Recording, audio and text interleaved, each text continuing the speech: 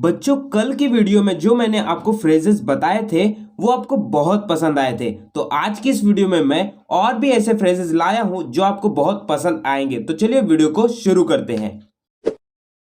तो सबसे पहला जो हमारा फ्रेज है, once in a blue moon, इसका मतलब होता है कुछ ऐसा जो बहुत कम होता है। जैसे इसका मतलब होता है इंग्लिश में something that happens very rarely, कुछ ऐसा जो बहुत कम होता है।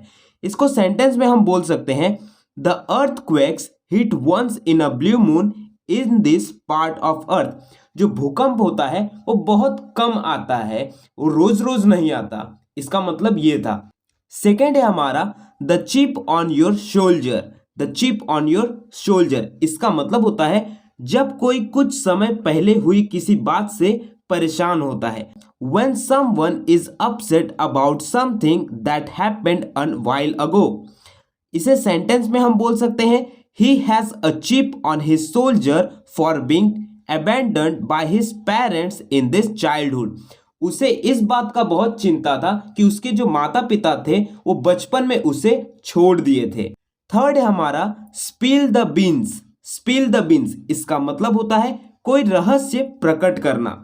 कल मैंने आपको एक बताया था फ्रेज, वो कौन सा ऐसा फ्रेज है वो आपको मुझे कमेंट बॉक्स में बताना है। इससे ही रिलेटेड वो फ्रेज था, कोई रहस्य प्रकट करना। इसका मतलब होता है to disclose a secret.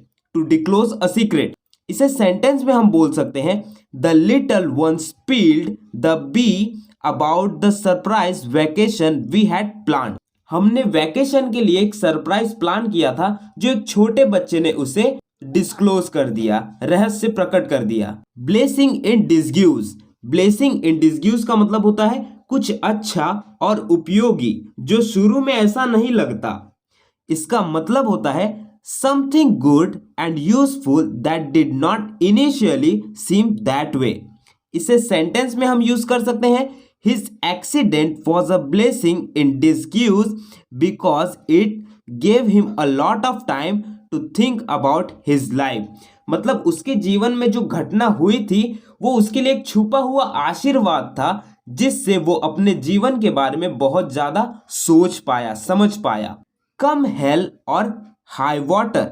Come hell or high water, इसका मतलब होता है आपके रास्ते में संभावित बाधाएं आएंगी जो आपको नहीं रोक सकती, जो आपको नहीं रोक सकती। इसका मीनिंग होता है possible obstacles in your path will not stop you. जैसे इसे सेंटेंस में हम बोल सकते हैं I have decided that come hell or high water I will become an engineer. मतलब मैंने डिसाइड कर लिया है कि चाहे जितनी भी बाधाएं आ जाए मेरे रास्ते में, मैं कुछ भी हो, मैं इंजीनियर बनकर रहूंगा। Mean business. मीन बिजनेस का मतलब होता है गंभीर या फिर समर्पित होना, जैसे बीइंग सीरियस या फिर डेडिकेटेड। इसे सेंटेंस में कैसे बोल सकते हैं the border is sealed by troops who mean business. मतलब बॉर्डर पे जो सैनिक है उन्होंने सील किया है, जो बहुत एक गंभीर समस्या है, गंभीर है। Apple of one's I.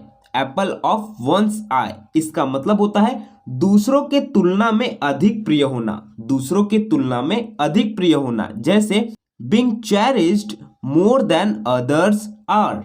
Being cherished more than others are, जैसे इसे सेंटेंस में बोल सकते हैं Sameer is adored by his teacher for his childlike nature, he is the apple of her आई।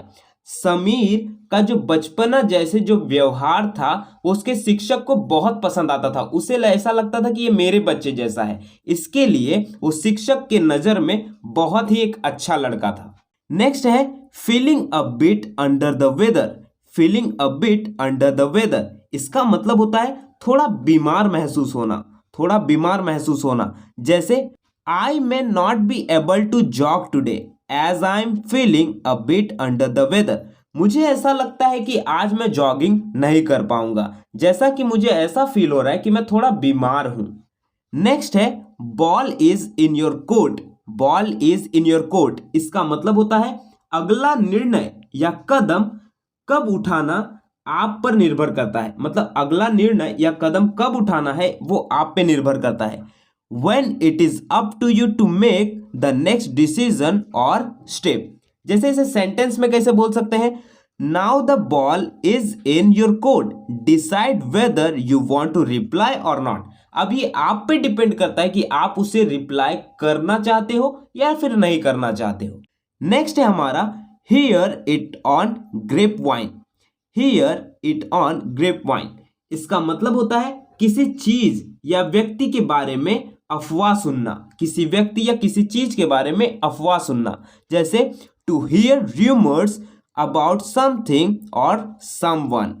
जैसे इसे सेंटेंस में कैसे बोल सकते हैं, I heard it on grapevine that he had stewed an old man asking for his pension. उसने एक pension मांग रहे बूढ़े इंसान को, बूढ़े व्यक्ति को बहुत परेशान कर दिया, ऐसा मैंने अफवाह सुना। इसका मतलब ये है।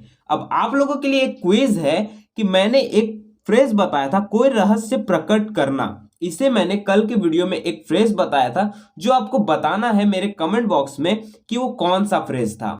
So if you want to learn and speak English fluently, so please do subscribe to my channel and watch my all videos.